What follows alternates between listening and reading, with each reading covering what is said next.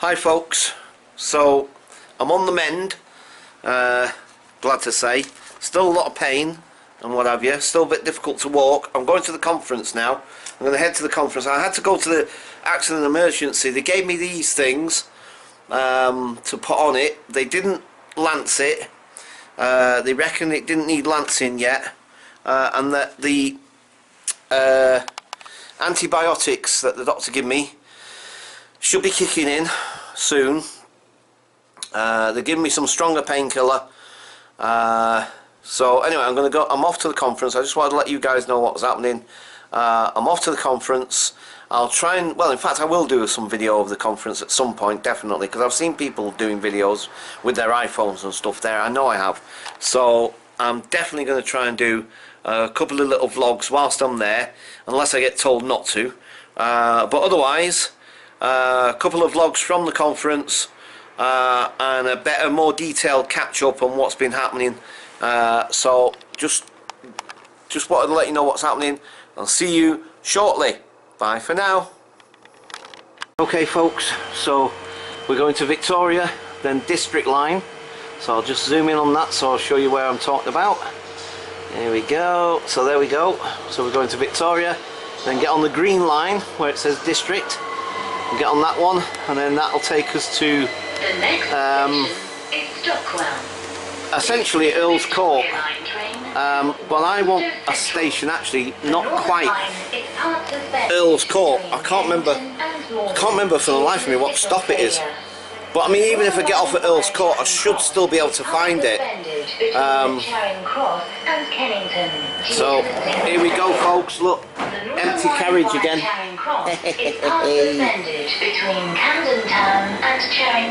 Yeah, so like I said, I'll give. Yes, I know I heard you a million times. All right now. Anyway,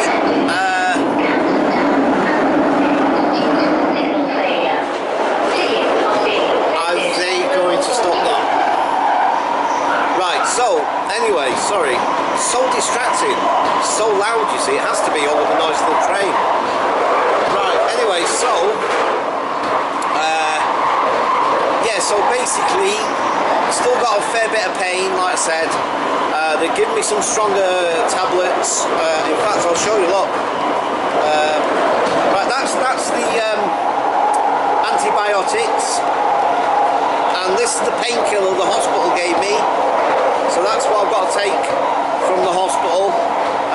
They said it'll make me drowsy, so I guess I'll have to be a bit wary of that, especially tomorrow. I'm hoping this will have eased off a lot more by tomorrow, I hope. They didn't want to lance it, they didn't think it was necessary to lance it. So,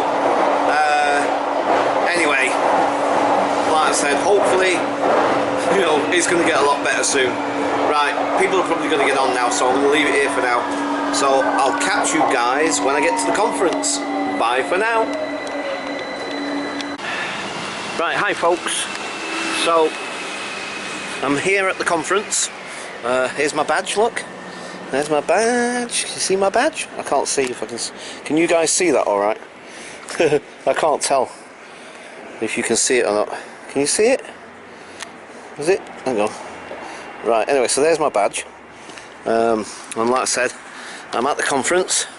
And yeah, so this is West Brompton, basically. So this is where we are, West Brompton. And obviously I've been in, I've just registered and everything, I've just sat in for a minute, but then I had to come out and do a quick phone call. Yeah, so I'm hoping to sort of film inside. I think it'll be alright. I guess I'm going to have to ask, really, rather than just do it. And maybe the best thing to do is just ask permission first, and hopefully they'll say it's okay. We'll see. If not, then obviously the next vlog you see will be me back out here somewhere. Right, okay, so I just wanted to give you a quick sort of taster or view of where we are, sort of thing. So like I say, this is West Brompton, That big tall building over there, I've no idea what that is. But it's not far from Earl's Court actually. Earl's Court is literally just up the road from us. Just kind of in that general direction, the way I'm pointing now. In that direction is Earl's Court, where they have the exhibitions, of course. You know, exhibitions and then concerts and all that. So this is West Brom, and it's sort of Kensington. I think it's maybe West Kensington in that direction, if I'm not mistaken. So yeah, and this is the Ibis Hotel, and the conference is in there, in that building there. So that's where the conference is.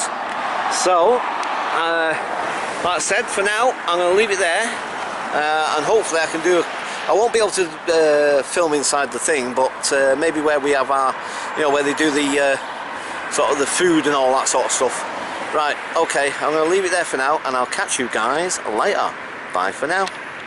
Hi folks, so I did ask permission, and they said it's okay for me to film out here. This is where, when we're doing the, we're having a break at the moment, so everyone's having like teas and coffees and biscuits and things. So, you know, it's like, you know, everyone's just having a little break at the moment. I'll just show you if I can just, hang on. Look, I'll show you the fancy teas. Look, you see? You know, fancy teas. And they've got coffee. Hello. And yeah. So, I wonder what they're doing over there. Let's go and have a little nosy. See what's going on over there. There's a sort of camera setup, which is interesting. That is interesting. Yeah. So, yeah. Got a little sort of camera setup there, which is interesting. Probably for, I don't know what it's for actually, interestingly. Yeah. So, yeah, this is the conference place. John's just over there. He's chatting away. We'll go and say hello to John in a minute. But yeah, this is all really, really cool, man. This is really good stuff.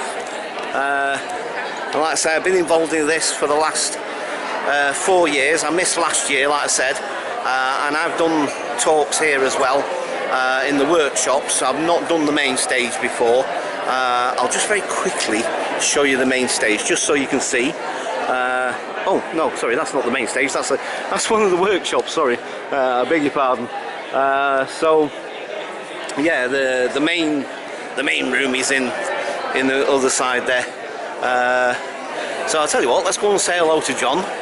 And yeah, this pain is you know, I'm managing it so far, to be quite honest. But I must admit, there are moments where it flares and does make me feel a little bit uncomfortable.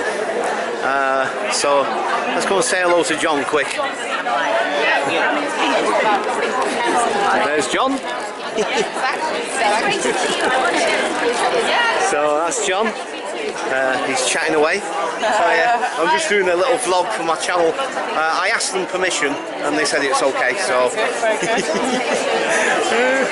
yeah, so this is the Inclusion Health faculty. What's name? Like I said. I'll tell you what, let's have a little wander this way a minute. See what else we can see. So, oh look, you see, also they have like different stands, you know, where people can sort of come along and put a little stand up and sort of advertise what they do, kind of thing. Let everybody know about their organisation and what they're doing and so forth, which I think is really, I'm surprised there isn't more actually. I would have expected that there'd be more of these little sort of stands where people can you know, advertise their own little service lines and what they do. And you can see here one of the main stands being the Pathways, and Pathways are basically one of the sort of, I don't know, founders or contributors to the what's name, because like I say, it's part of the faculty for homeless inclusion health, which I'm part of as well. So, but yeah, as you can see, they've got a big stand here of all the different stuff that they do. homelessness in general practice, and then you've got experts by experience, and these are all the people that have got lived experience, you see, and they all now kind of work and contribute to you know, helping design and develop services to, you know, help homeless people, basically. So yeah, so okay, I think I'm going to leave it there for now. I don't think I'm going to be able to film any of the speeches or anything like that necessarily. I think I'm going to have to give that one a miss. But you know, if anything else interesting comes up, or I meet somebody interesting that's willing to have a little chinwag, then yeah, I'll definitely be doing that. Okay, so I'm going to leave it there for now, folks, and I shall catch you guys later. Bye for now. Years working on a team that I'll describe in a minute, working with rough sleepers in Boston, and then I went back to school to do a doctoral degree in public health. So without further ado, let's get to the actual talk. So here are the objectives for the talk today. Very briefly, I'm just going to review some numbers of the homeless counts in the U.S. so you can understand a little bit about the scope of homelessness in the States. I'll describe the team that I was just talking about, the Boston Healthcare for the Homeless Program Street Team, which is actually the study setting, and the study population comes from the work on that team. I'll describe the unsheltered cohort, or the rough sleeper cohort from Boston, go over the mortality rates and causes of death for this cohort, and then talk a little bit about the study, the strengths, limitations, and the conclusions. So just very briefly, some of the numbers from the most recent national homeless census. So for the past a little bit more than 10 years, the United States has nationally conducted a census. They call it a point-in-time census. Part of the numbers come from this point-in-time census. So there's one night in January where many communities across the United States conduct homeless census, and then all this data is gathered and sent to the U.S. Department of Homeless and Urban Development, and they compile everything and issue a report every year. The most recent information that we have on this one night in January in 2016 was roughly more than half a million people were homeless in one night. Of that, just individuals who are homeless by themselves, so unaccompanied by family members, there are more than 300,000 people. And of that group, 44%, or close to 160,000, were sleeping rough or unsheltered, as they're referred to in the United States. So I'm not going to get into families, but I did put the numbers down there just so you have some context. In Boston, on one night in January of 2016, there were almost 8,000 people who were counted as homeless. Of that, there were a little bit more than 3,000, and of the individuals who were counted as homeless on that one night, 167 were sleeping rough. It doesn't sound like a very big number, but Boston's actually a fairly small city in comparison to, say, New York or LA, where the numbers would be quite higher. So we're very lucky in Boston. Boston's been conducting a homeless census for decades. They started in 1987. And so you can see the numbers do fluctuate a little bit, but they're usually within the range of 100 to 300, going all the way back to 1987. I just put this slide in here so you could have a rough idea of the actual population that we're dealing with. Okay, so a little bit background information about the study setting and the study population itself. So BHCHP stands for Boston Healthcare for the Homeless Program, and the initial data was derived from direct care with patients from the street. So the street team is a multidisciplinary team. It's consisting of internists, psychiatrists, myself, a physician assistant, there's nurse practitioners who are on the team now, nurses, there's a recovery coach as well, currently on the team, and case managers. They provide the continuity of care, directly seeing people on the street, building rapport with people, bringing them into the clinic, as well as the respite care that Boston Healthcare for the Homeless has, and if they're lucky enough to get their own apartment, they'll follow them there at home in their own apartment as well. Because the care is given directly on the street, documentation has always been a challenge. So in 1997, when the team first started reporting information about the encounters they were having with their patients outside on the street, they developed a database. And this is where I took the information from and constructed a cohort from this database that was constructed in 1997. So it was, the database that I used was initially for clinical purposes, but it's also been used for research and reporting, and it provides the foundation for the data as well as the study setting. This is just a pictorial version of how the street team works really very quickly. They interact with all of these different programs.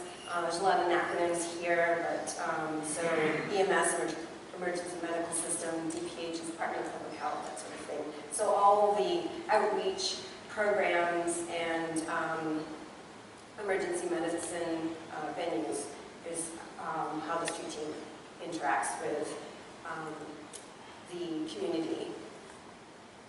Okay. Quickly, the aims of the study was to describe this rough sleeper cohort that was from the database that I just described, to calculate the age standardize all cause and cause-specific mortality rates, so describe the causes of death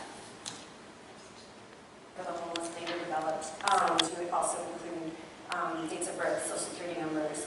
And then I linked that cohort that I set up to all the death occurrence files that happened for the same time as the study. So from 2000 to 2009, linked the two data sets together to figure out who died, to capture all the deaths that occurred during the study time frame.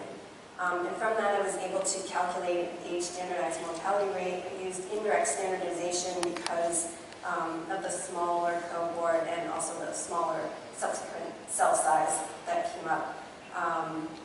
And the cohort itself was the standard population, and I was lucky enough to be able to use two comparison groups. So the Massachusetts population from the same time frame as the study, as well as a general homeless cohort from Boston. So that included anybody that Healthcare for the Homeless saw during 2003 to 2008. And I was lucky enough to use this cohort. Somebody else had already compiled it. And I was able to use raw data from my colleague's study. This has a lot of data on it. I just wanted to highlight a couple interesting things just about the descriptive information about the cohort. So if you'll notice right away, so there's 445 people in the entire cohort. If you notice quickly, the yellow highlighted area is very largely white. So 299 of the 445 people were white.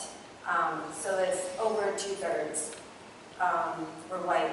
And also there's a large amount of the cohort was men. But there were over a quarter were also women. So it's that's roughly what we know to be true of the folks who are sleeping outside in Boston. It's usually about 3/4 men and about 1/4 women.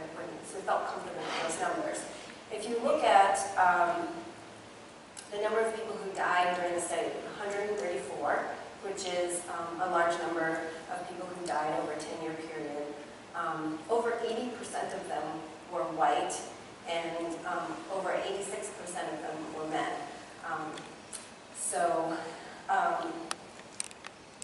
That meant there were much fewer people who were black who died, and also very few women died over the course of the study, proportionally.